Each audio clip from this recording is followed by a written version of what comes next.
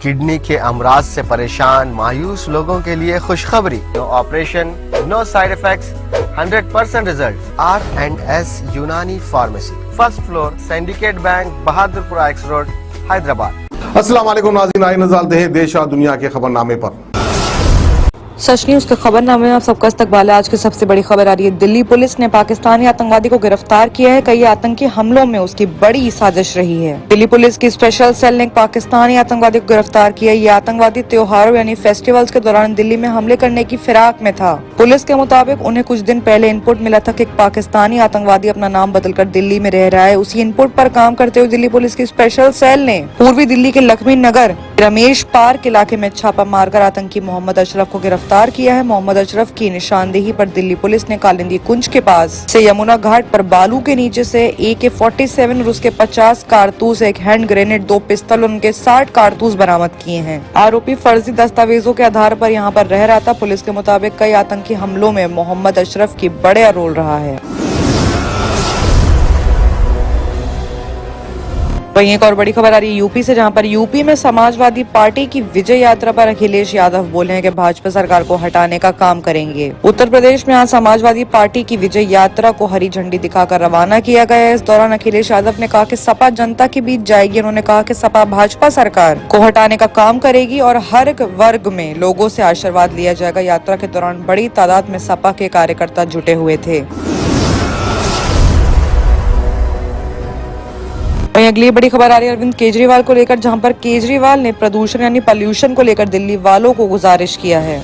दिल्ली के मुख्यमंत्री अरविंद केजरीवाल ने कहा है कि दिल्ली में पॉल्यूशन बढ़ना शुरू हो गया। उन्होंने इसके लिए पराली जलाने का कारण भी बताया है। केजरीवाल ने कहा है कि आसपास के राज्य सरकारों ने अपने किसानों की मदद नहीं की, इसलिए किसान ना चाहते हुए भी पराली जलाने के लिए मजबूर है। उन्होंने कहा कि हमने दिल्ली में 25% पॉल्यूशन कम किया है। प्रदूषण कम करने की अपील के लिए दिल्ली के लोगों से अपील की है।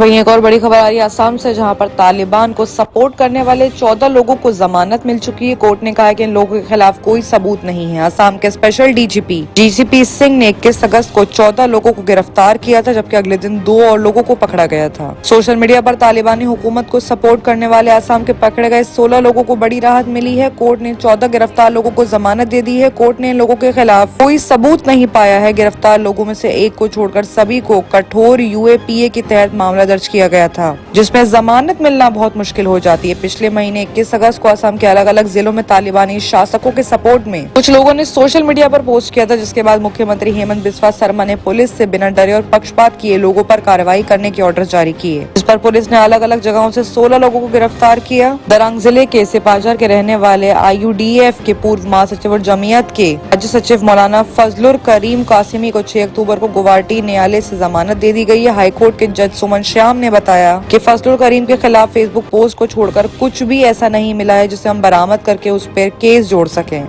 ऐसे में हिरासत में रखने की जरूरत नहीं। गुवाहाटी उच्च न्यायालय के अभिवक्ता ने बताया कि ये पोस्ट अनजाने में लग रहे थे, इसमें UAPA जैसी धारा की जरूरत नहीं है।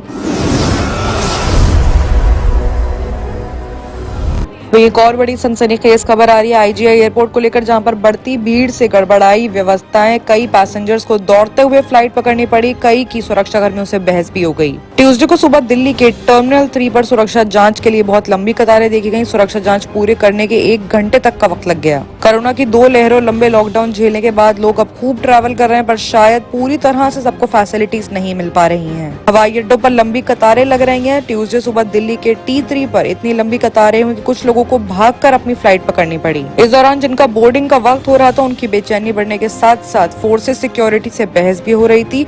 स्थिति यहाँ तक पहुँच गई कि पैसेंजर्स ने दौड़ते हुए अपनी फ्लाइट पकड़ी है, तब जब अभी पूरी फ्लाइट शुरू भी नहीं हुई है। ऐसे में एयरपोर्ट पर 24 घंटे में पैसेंजर्स की भीड़ का रिकॉर्ड टूट चुका है। सोर्सेस के मुताबिक दिल्ली एयरपोर्ट से 3 अक्टूबर सुबह 8 बजे से 4 अक्टूबर सुबह 8 तक 870 लोग थे और फ्लाइट से 1,22,753 यात्री टेक ऑफ और लैंड कर चुके हैं। ऐसे में आज का दिन दिल्ली के लिए काफी मुश्किल भरा था।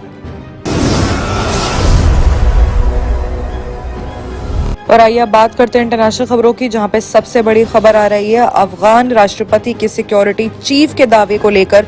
उनका कहना है कि अशरफ गनी झूठ बोल रहे हैं, वो खाली हाथ नहीं गए थे, बैग्स में लाखों डॉलर लेकर भागे थे अशरफ गनी। सीसीटीवी फुटेज मौजूद है। ऐसे में अफगानिस्तान के पूर्व राष्ट्रपति अशरफ गनी काबुल से भागते वक्त अपने साथ लाखों डॉलर कैश लेकर गए थे। काबुल रूसी एम्बेसी के बाद अब गनी की पूर्व सिक्योरिटी चीफ ने इस इल्जाम को पूरी तरह से कबूल लिया है। हालांकि गनी ने पिछले महीने की शुरुआत में इन इल्जामों को खारिज करते हुए कहा था कि वो काबुल से निकलते वक्त सिर्फ कपड़े साथ लेकर आए थे। झूठ और सच की इस लड़ाई के बीच में शरीफी ने कहा है, जो कि उनका चीफ है, कि अशरफ गनी भागते वक्त लाखों नहीं बल्कि शायद करोड़ों की करेंसी लेकर भागे थे। शायद वो इसे डॉलर में एक्सचेंज कराना चाहते हों। उनके पास कई बड़े और भारी बैग्स थे। मेरे पास इस हादसे की रिकॉर्डिंग यानी सीसीटीवी फुटेज मौजूद है। प्रेसिडेंशियल पैलेस के फुटेज में भी देखा जा सकता है कि कैसे एक शख्स अफगान बैंक से काफी कैश लेकर आया था। इसके कुछ देर बाद ही गनी ने काबुल छोड़ दिया। वैसे भी पैलेस में हर थर्सडे को करेंसी एक्सचेंज के लिए कैश लाया जाता है। वहीं एक और बड़ी खबर आ रही है पाक मंत्री को लेकर। पाकिस्तान के मंत्री बोले हैं कि अफगान युद्ध यानी कि लड़ाई की वजह से पाकिस्तान को बहुत नुकसान हुआ है। मंत्री ने कहा है कि 1960 में दशक में पाकिस्तान की व्यवस्था ने हालात दक्षिण कोरिया की तुलना में काफी बेहतर थी, लेकिन पाकिस्तान में अब हाल ही में हो रहे अफगान से जुड़ी हुई लड़ाइयों को लेकर भारी नुकसान हुआ है। डॉन अखबार की रिपोर्ट के मुताबिक उन्होंने सैटरडे को Punjab university institute of business administration के एल्यूमिनाई एसोसिएशन के फेस्टिव में बोलते हुए ये टिप्पणी करी है। उन्होंने कहा कि पाकिस्तान ने अफगानिस्तान में 2 युद्ध में भाग लिया है, एक 1980 के दशक के दौरान, एक प्रशासन के दौरान। मंत्री ने कहा कि अभी पाकिस्तान सरकार ने राष्ट्रीय विकास के लिए लघु, मध्यम और दीर्घकालीन योजनाएं तैयार की हैं। तारिन ने कहा कि देश के विकास की जरूरत अब और ज्यादा बढ़ गई है और इस वजह से 80,000 से ज्यादा लोग हताहत हुए और 150 अरब अमेरिकी डॉलर से ज्यादा का नुकसान हुआ है।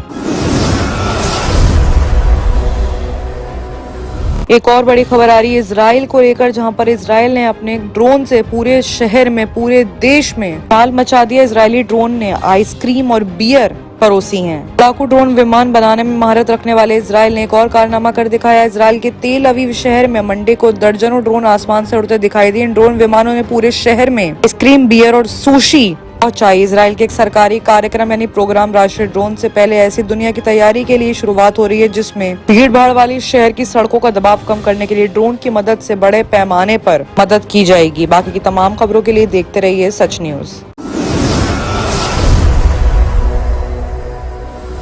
किडनी के अमराज से परेशान मायूस लोगों के लिए खुशखबरी। R&S यूनानी फार्मेसी किडनी और गॉल ब्लैडर स्टोन के खात्मे का जरिया। अब UNI स्टोन कैप्सूल्स के जरिए खात्मा कीजिए। No operation, no side effects, 100% result. सिर्फ UNI स्टोन कैप्सूल से मुस्तहिक लोगों के लिए खुसूसी रियायत। फिर से पथरी न होने का मुकम्मल इलाज।